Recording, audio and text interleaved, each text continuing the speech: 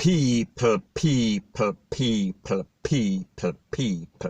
Que pasa, sac passe, what they do. Welcome to the Jamaica Dancehall Source, your source for dancehall and our entertainment.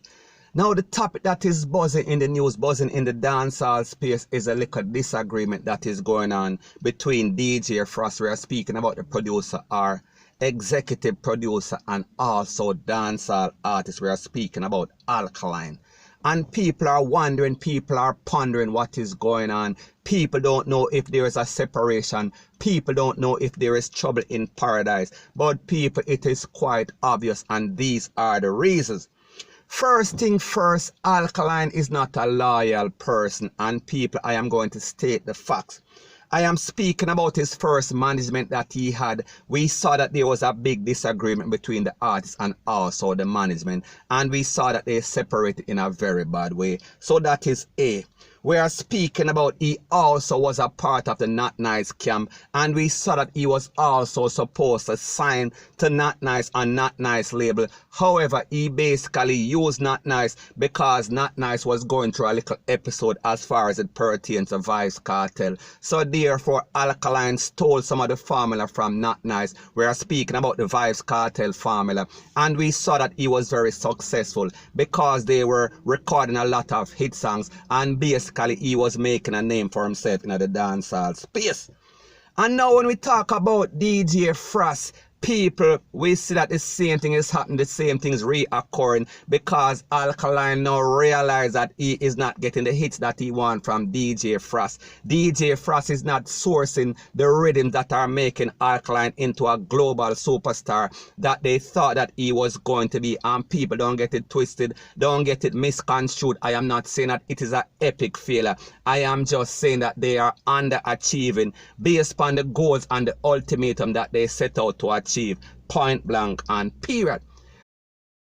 Now when I speak about loyalty, I am speaking about the loyalty that an artist is supposed to have for his fans, because people, that is a recipe for success. That is the formula for success. The customers always come first. But we see that Alkaline is a type of person that he does not respond to anybody, including his own fans. However, it seems like the fans have no problem with it. So therefore, if they don't have a problem, I don't have a problem with it either. So people, we are speaking about a person that has loyalty to nobody except himself and maybe his sister and his mother, point blank and period.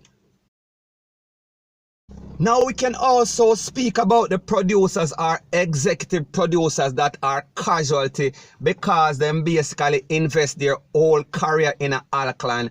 Because based on what they thought, based on their frame of thinking, they thought that Alkaline was going to be the artist that is going to come and take over dancehall and basically dethrone Vybz Kartel. And this is a list of some of the producers that were involved in Alkaline's diabolical plan and his hostile takeover of dancehall.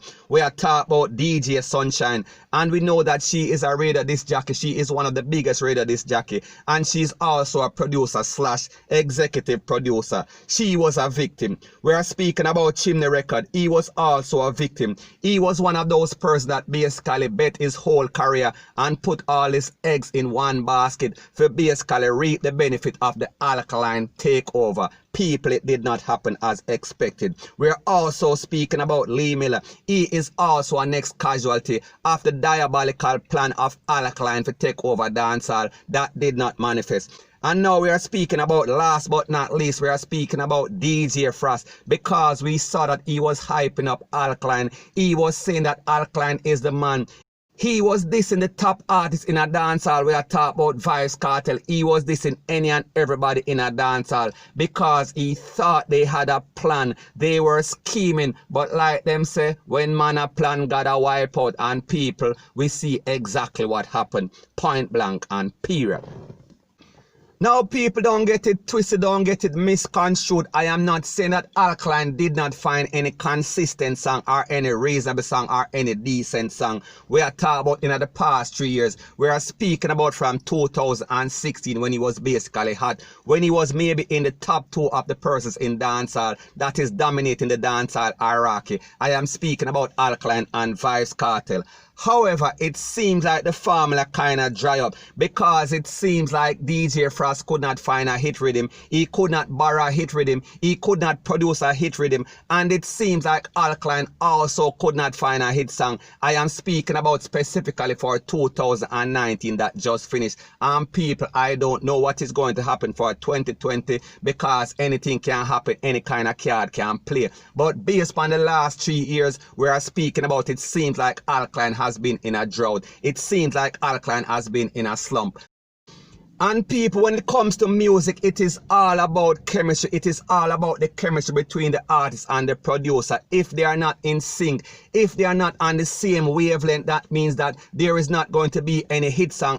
And it seems as if this is definitely what is happening to Alkaline and DJ Frass. And people, you have to also remember, if you look at hip-hop music, every 5 years or so, there's a new producer that is basically running the game. Because like them say, the sound of music always changes. And people have to learn to evolve. If you are sounding the same or the production is sounding the same and the artist is DJing the same on the same flow, it sounds kind of repetitive. It sounds kind of old. It sounds kind of cliche. And that is one of the reasons why we see that Alkaline basically fell off.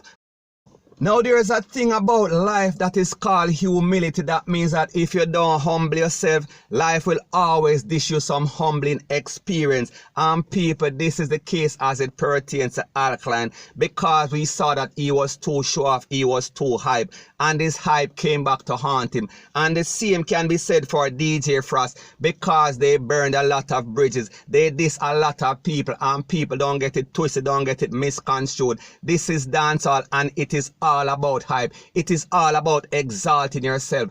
However, if you overdo it, it will always come back to haunt you. And people, we see that this is the case as it pertains to Alkaline and DJ Frass, because now they are looking very shameful, point blank and period. Because remember, DJ Frass basically touted Alkaline to be the next coming of Christ. He was going to be the big thing. He was going to take over dancehall. And people, the truth and the fact is that they had no doubt in their mind that Alkaline was going to take over dancehall. He was going to be the new king of dancehall. And people, you see how things change. So like me say, in life there is no guarantee. You can basically do what you have to do. However, be humble, because like them say, the higher the monkey climb is the more that he is exposed. And people, we see that Alkaline and DJ Frass is exposed. We also saw in this case that Alkaline got a false perception that he was actually still running dancehall based on these bloggers, based on these delusional bloggers. Because these bloggers and especially the fans are always hyping up every song that he did, even if it was garbage, and make it seem like it is the hottest thing since sliced bread. So therefore Alkaline was a victim, because he actually believed these bloggers and he actually believed these fans. So he did not know that he needed to improve. And people, the truth and the fact is that every artist know that they have to improve. Every artist have to work on their craft. However, it seems in Alkaline case, he basically got a false perception. He thought that he was bigger than he actually is. He thought that he was more talented than he actually is. He thought that he was greater and better than every other artist in every aspect, in every criteria. And people, he found out the very hard way. So people, the moral of the story is this. If the producer being DJ Frass can't find a hit rhythm and the artist being Alkaline cannot find a hit song, then therefore there seems that there is no chemistry. Therefore it seems like there is trouble in paradise. Therefore it seems like each person needs to move on to their own separate way, because it is not a recipe for success. And people, the truth and the fact is that everybody in the dancehall space, with the exception of the Alkaline fans and the Alkaline bloggers, they saw that Alkaline and DJ Frass has been in a slum since 2016, and it is obvious that it is not getting any better. And it seems like a separation was imminent, because it is obvious that the formula is drying up, and that is not a recipe for success, point blank and period. So people, the moral of the story is this. I think that there is some blame game going on in the camp, where DJ Frass is blaming Alkaline and Alkaline is blaming DJ Frass for the lack of hit song. And people, it seems like Alkaline is getting frustrated. He is losing patience. He is not getting what he expected from DJ Frass, vice versa. And the truth and the fact is that sometimes you have to just cut your losses. When you try everything with this producer, or this producer tries everything with the artist, and it is not working out. Because like they say, the definition of insanity is trying the same thing over and over and expecting different results. And people, we see that they are obviously not getting the result that they think that they should have gotten or that they hope to get.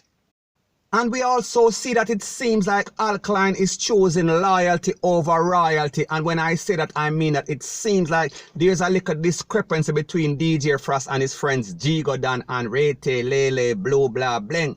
And based upon the fact that Alkaline sees DJ Frass now as a failed experiment, he sees him as a producer that is not getting the results. And since he's known Jigodan and them for quite some time, it seems as if he is going to try Jigodan and see if they can come up with a hit. Because the truth and the fact is that Alkaline has been blacklisted by a lot of these producers. Because back before 2016 when he was buzzing, he was too hyped. He was ignoring everybody. So people, it seems like karma came back to haunt him. Point blank and period. So anyways, people, that is my views on the whole thing as it pertains to that. And like me say, it is just my views and opinion. It is not the gospel. Your views and opinion can be respectfully different from mine. But let me know what you think in the comment section. Bless up.